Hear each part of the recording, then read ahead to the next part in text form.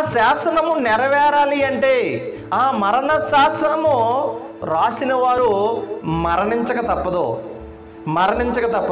కాబట్టి హెబ్రీ పత్రికలో 9వ అధ్యాయము 16వ వచనాన్ని మనము క్షుణ్ణంగా పరిశీలన చేస్తున్నప్పుడు, ప్రియ దేవుని పిల్లలారా, ఇక్కడ చూడండి, మరణ శాసనం ఎక్కడ ఉండునో అక్కడే మరణ శాసనము రాసిన వారి మరణము అవశ్యము.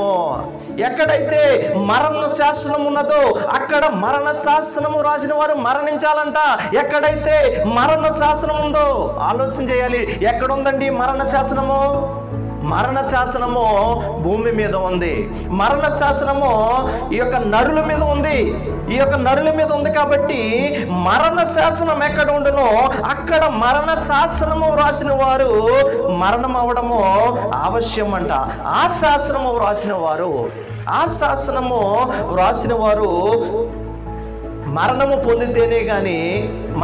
పొందితేనే అది చెల్లుతుంది. అది వ్రాసిన వాడు జీవించుచుండగా అది ఎప్పుడైనా చెల్లునా అంటే అది ఎప్పటికీ కూడా చెల్లదు ప్రియులారా. చూడండి.